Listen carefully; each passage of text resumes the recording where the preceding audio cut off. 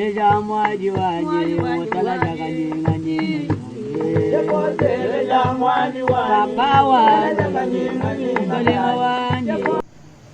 et sœurs, shalom.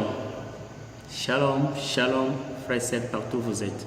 Celles qui sont en RDC et celles qui sont partout ailleurs, en dehors de la RDC, etc.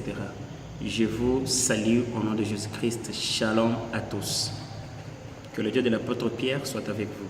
J'aimerais un peu partager avec vous une connaissance sur le livre de Exode. Juste Exode chapitre 1, verset 1. Je venais à peine de finir mes études sur le livre d'Exode. Il y a tellement de vérités que j'ai découvert et que je ne m'aurais pas vraiment gardé pour moi-même seul et que je préfère à chaque fois partager avec vous, frères et sœurs, parce que la connaissance est très bonne quand on la partage. Ici devant vous, c'est votre frère Alain Lumbala Mutumbi. J'aimerais parler sur Exode. Laisse-moi lire. Est-ce que chacun de vous a une Bible à main? Sinon, moi, j'ai la version Semeur. Je vous lis la version. Voici les noms des fils d'Israël, venus en Égypte avec Jacob et la famille de chacun d'eux. Voici les noms des fils d'Israël, venus en Égypte avec Jacob et la famille de chacun d'eux. Et puis le deuxième verset nous dit, il a cité un peu les noms. Nous avons Ruben, Siméon, Lévi, Juda, etc. comme vous les connaissez. Je vais juste aujourd'hui parler du chapitre 1. Dans des vidéos prochaines, on pourrait peut-être partager sur d'autres vérités, en descendant, etc. Mais aujourd'hui, je parle juste du chapitre 1, verset 1. Je suis juste là. Des fois, j'ai été un peu étonné, quand j'étais en pleine étude, de comprendre que le Saint-Esprit, à un moment donné, a inspiré ou il a révélé à l'écrivain d'écrire, de faire une petite tautologie sur le nom de la même personne. Non seulement c'est un fait du hasard, mais c'est parce qu'il passait une vérité. Parce que la parole de Dieu ne peut jamais mentionner quelque chose qui n'a pas de signification dans la Bible. Chaque mot, quand je faisais l'étude des mots, je me suis rendu compte, mes frères, qu'ici, j'ai découvert qu'ici, on a parlé de Jacob sur ces deux identités. C'est-à-dire, on nous parle, on dit, voici les noms des fils d'Israël, venus en Égypte avec Jacob et la famille de chacun d'eux. Je ne sais pas si vous comprenez aussi ça, si vous avez votre Bible. Alors, qu'est-ce qui m'a intrigué un peu là-dedans, mes frères? Je sais que d'une manière générale, à chaque fois que l'Éternel veut prendre quelqu'un ou veut faire appel à une personne, il a toujours commencé son processus par s'approprier la personne.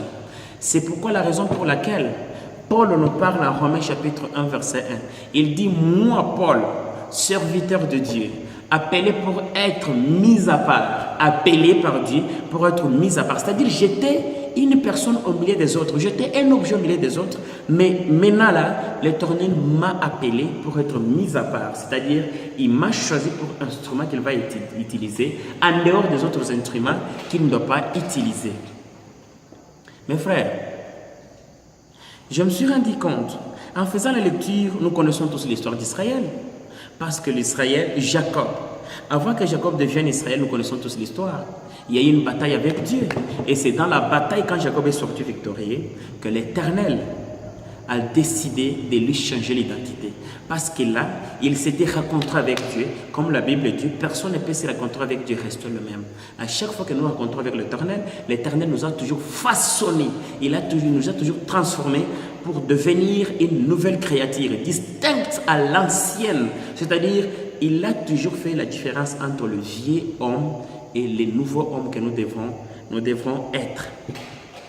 Mais ici, Jacob ou Israël, après avoir été appelé par Dieu en Genèse, quand il faisait ses parcours, quand il faisait ce voyage, quand il faisait, ici, il y a déménagé de chez eux, il est parti chez son oncle. Après avoir arrivé son oncle, il s'est rencontré avec Dieu, il s'est bâti avec Dieu.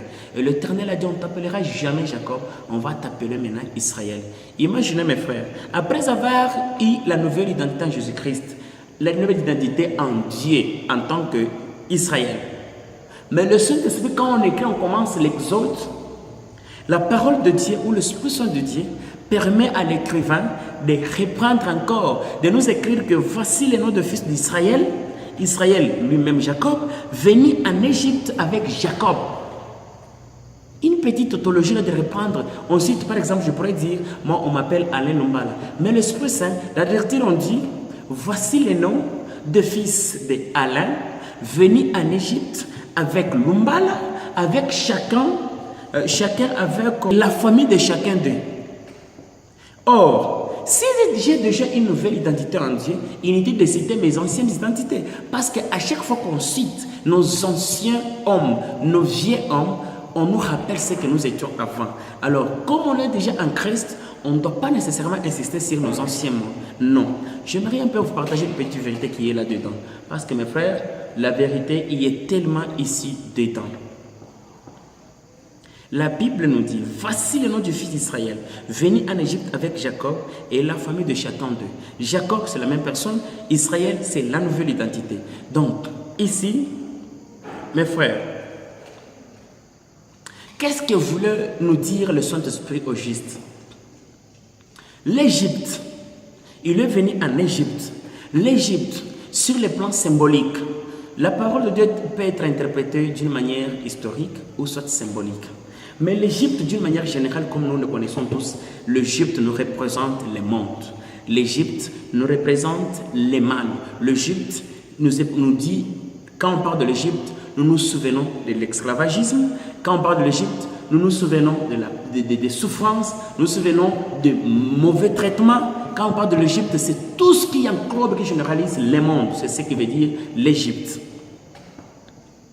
Mais le Saint-Esprit ici, la parole de Dieu nous dit qu'il y a eu à une certaine époque la famine, là où Jacob et sa famille restaient au Ghana.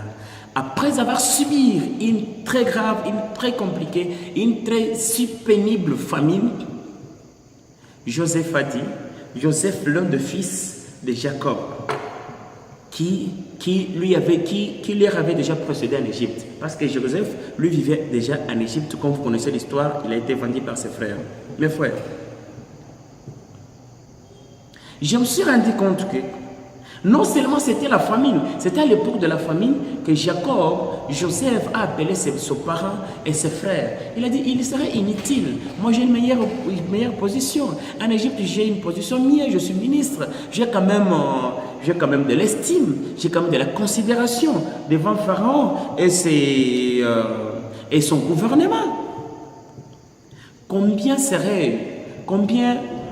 pourrait être un peu utile de rester là-bas en train de souffrir avec la famine, et moi ici en abondance, et moi ici dans le merveille, et moi aussi dans la fête en mangeant, buvant et dormant rassasié. Joseph a appelé son père et ses frères. Mais juste le fait que son père, lui qui était appelé Israël qui était destiné à la terre promise, Israël qui était la nouvelle identité en Dieu, il s'est tourné du bien que l'Éternel voulait lui partager. Il s'est permis de rentrer en Égypte. Comme l'Égypte était le symbole du mal, comme l'Égypte représente, selon nous chrétiens, et l'Égypte d'une manière symbolique signifie le monde. Jacob, le fait de tourner ce pied pour aller vers l'Égypte, ça pourrait changer tout. Nous pouvons dire, quand on lui appelait, à chaque fois qu'on nous appelle par nos anciennes identités, on nous rappelle ce qu'on était avant. Quand il était Jacob c'était un bandit. Jacob c'était un homme du monde. Jacob c'était une identité qui ne confrontait pas en Jésus-Christ, dans le Seigneur, parce que ça portait toutes les mauvaises choses que cet homme avait vécues dans son ancien temps, avant qu'il soit rencontré par Dieu, avant qu'il connaisse l'Éternel. C'est par là qu'il était encore appelé Jacob. Mais quand il a connu le Seigneur, il a été obligé de changer le nom en Israël, être appelé Israël. Jacob veut dire, c'était une identité qui appartenait, une identité qu'il vivait encore dans le monde en Égypte. Parce que quand on vit encore dans le monde, on fait allusion ou on fait référence en Égypte. Le monde, c'est l'Égypte. Imaginez mes frères, cet homme de Dieu, après avoir fait des parcours avec l'Éternel, un jour il s'est dit qu'il va rentrer en Égypte. Pourquoi il rentrait en Égypte? Parce qu'il aurait fuir. Il avait besoin, ils étaient déjà au point de fuir la famine qui leur envahissait, enfin d'aller se retrouver en Égypte et puis rester en Égypte pour vivre. Parce qu'en Égypte, il y avait la vie. Là-bas, la vie était mieux. Là-bas, l'Égypte était un peu, à cette époque-là, confortable avec eux. Mais ici, la vérité, c'est quoi, mes frères? La vérité est que le fait que Jacob se tourne vers l'Égypte, il tourne sa face, toute sa troupe, toute sa famille, ses membres familiales, les troupes des moutons et quoi, elle se dit, on prend tout, maintenant on va aller en Égypte. Donc Jacob se dirigeait déjà vers le monde. Il se dirigeait déjà vers un monde qu'on ne pourrait pas seulement l'identifier par Israël, parce que l'Égypte et Israël, ils n'ont jamais connu de relations. Il n'y a aucune relation, aucune communication entre monde et identité nouvelle en Dieu. Il n'y a aucune communication entre Égypte et Israël. Israël comme une nouvelle identité en Dieu. Comme Jacob allait en Égypte, il partait en Égypte, cela signifiait que on n'allait pas lier Israël à Égypte. Nécessairement, on allait lier Jacob à Égypte. Son ancienne identité du monde des mauvaises choses. Son ancienne identité du monde des mensonges, du monde des escroqueries, du monde des prostitutions, du monde des violations, du monde des vols et du monde de tout l'ensemble des mauvaises choses. Il fallait que le Saint-Esprit, il fallait que la parole, il fallait que le Seigneur, il fallait que les Écritures se lisent, qu'on donne référence à l'ancien homme. Parce que Jacob s'était rappelé de l'ancien homme, l'homme du monde. Il allait vers le monde et le monde là c'était l'Égypte. Voilà pourquoi l'Éternel n'a pas permis à ce qu'on dise qu'on ne suit seulement sur Israël. Parce qu'Israël c'était la nouvelle identité qui n'avait aucune relation avec Égypte. Comme Jacob allait en Égypte, on allait l'appeler, on allait l'identifier qu'il partait en Égypte avec Jacob. Jacob comme ancien homme, Jacob comme homme violateur, Jacob comme un homme mauvais du monde. Mais ce qui est un peu étonnant encore beaucoup plus dans ce verset, c'est quoi mes frères? Vous savez le problème c'est quoi? Après de génération, après toute la génération des pharaons qui avaient la maîtrise, qui ont la connaissance de Joseph, du bienfait de Joseph, la connaissance du bienfait de Joseph, la connaissance de tout ce que Joseph avait fait, cette génération est passée, tout le monde est mort. Et quand tout le monde est mort, vous savez ce qui est venu, ce qui les est arrivé, la génération d'Israël, des générations nouvelles d'Israël, était tombée dans l'esclavagisme. Parce que toute la génération des anciens pharaons était déjà morte. Comme ils étaient morts, on n'allait rien prendre en reconnaissance du bienfait de Joseph. L'Israël a été pris en captivité, il a été pris en esclavagisme. C'est-à-dire quoi ce message? Qu'est-ce que cela voulait dire, mon frère? Qu'est-ce que je voulais dire par là? Peu importe la manière dont l'Égypte pourrait vous être confortable. Aujourd'hui, mon frère, toi et moi, nous sommes chrétiens. Mais le jour qu'on a crié en Seigneur, nous avons toujours tendance à rentrer en Égypte. Nous avons toujours tendance à rentrer, même si nous sommes déjà partis très loin avec la foi, dans la foi avec le Seigneur, nous avons toujours tendance à rentrer derrière et aller en Égypte. Mais le fait de rentrer en Égypte, mon frère, laisse-moi te dire une vérité. Si l'Égypte a été à l'époque de Joseph, était tellement confortable, était tellement bien, il y avait du bonheur, il buvait, il vivait, il prenait tout ce qu'il pourrait prendre avec bonté, avec calme, avec paix. Cette Égypte-là ne sera pas confortable avec toi parce que tu n'es pas de la première génération de Joseph. Parce que sache que les reconnaissances qu'avaient les adversaires, peut-être les réserves que les anciens adversaires avaient sur tes parents, ils ne pourront pas avoir encore les mêmes réserves sur toi. Parce que la génération est déjà passée. Et les nouveaux pharaons, les nouveaux satans, les nouveaux diables, les nouveaux esprits du monde ont régné maintenant le monde que tu étais avant. Si tu rentrais, tu risques encore de perdre ta vie. Parce que non seulement ils vont te prendre en esclavagisme, mais ils vont aussi te dépouiller. Parce que Genèse, la Bible nous dit qu'à chaque fois que Pharaon voulait lâcher le peuple d'Israël, il disait partez, mais n'allez pas très loin, restez ici juste à la frontière de l'Égypte. Et à un moment donné, Pharaon dit encore, non, si vous voulez partir, ne partez pas très loin, mais partez très loin de Syrie. Vous pouvez partir dans le désert adorer, vous, parents, non seulement, vous parents seulement, mais laissez les enfants et les femmes ici en Égypte. Donc, le diable, l'une des stratégies du diable, c'est de ne toujours pas lâcher tout ce que le peuple de Dieu peut avoir comme potentiel. Mes frères, attention avec l'Égypte que tu as déjà quitté.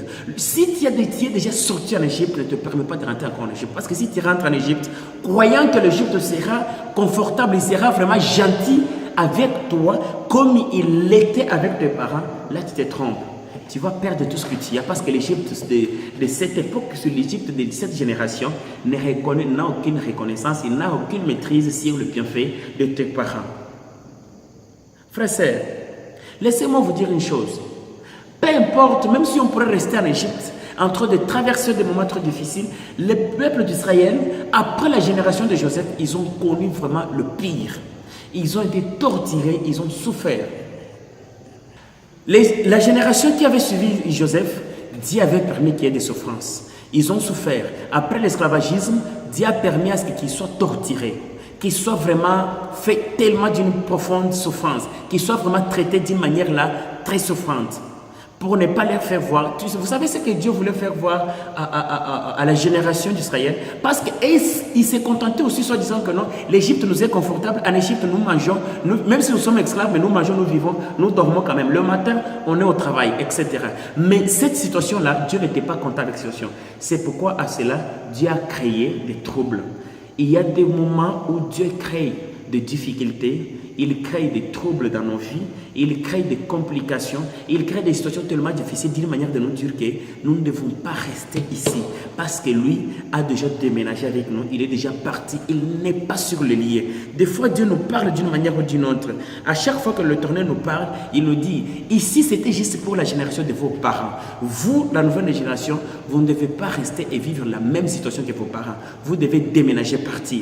Voilà le message que le Seigneur donnait aux enfants d'Israël. C'était une manière de leur faire comprendre. Il y a des punitions et il y a des choses tellement qui nous arrivent dans la vie que je pourrais appeler, ce sont des indicateurs de Dieu.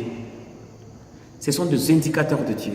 L'Éternel, quand il nous parle, il a toujours donné des indicateurs pour nous dire, je finis avec vous ici, vous devez maintenant déménager. Quittez ici pour aller à notre lieu. Seulement cette situation que nous devons demeurer ici, c'était une situation que Dieu avait permis pour la génération de nos parents. Mais pour notre génération, nous ne devons pas demeurer toujours dans la même situation. Nous devons voir comment changer et voir à quelle manière, de quelle façon nous devons adorer Dieu d'une autre manière, d'une autre façon, non seulement sur ce lieu, mais dans un autre lieu. Voilà pourquoi l'expression de Dieu l'a permis de la souffrance. Les Israélites ont été pris en captivité, en esclavagisme, etc. Ce sont des situations que Dieu permet dans nos vies, des souffrances que Dieu nous permet, qui nous arrivent dans la vie, qui sont vraiment explicatives. Dieu nous dit, j'avais fini. Égypte, ce n'était pas pour votre génération. Égypte, je l'avais permis pour la génération de vos parents. Mais maintenant, vous ne devez pas rester ici. Vous devez vous rendre sur le lieu saint. Vous devez partir en Israël. Vous devez partir au Ghana. Au Ghana, c'est au Ghana la terre promise que j'avais promis à vos parents. Laisse-moi vous dire, frères et sœurs, que chacun de nous a toujours une terre promise. Je ne parle pas de terres promises en termes de parcelles, en termes de maisons, en termes de concessions, mais je parle de terres promises en termes de potentiel que le Seigneur a investi à chacun de nous et en termes de destinée. Chacun de nous a une potentiel ou une destinée que le Seigneur avait établie pour lui. Nous ne devons pas être les gens qui vivent dans des copier-coller parce que les dons que l'Éternel a investis en toi, ce que le Seigneur a mis en toi ne sont pas semblables à ce que le Seigneur a mis à l'autre. Nous ne devons pas même vivre toujours les mêmes situations. Pour notre génération, il y a des plans que le Seigneur avait déjà planifiés. Mais pour les générations passées, ils ont vécu en Égypte. Nous ne devons pas demeurer toujours en Égypte. Nous devons sortir de l'Égypte pour aller vivre au Ghana, pour aller évangéliser, pour aller parler la parole du Seigneur au Ghana. Soyez bénis. Frères et sœurs, je pense que chacun devra accomplir le message. Soyez bénis, que le Seigneur vous bénisse. Le Dieu de l'apôtre Pierre, le Dieu d'Israël, d'Abraham et de Jacob. Le Dieu d'Abraham et de Jacob vous bénisse. Au nom du Seigneur Jésus-Christ, je vous aime tous. Blessed.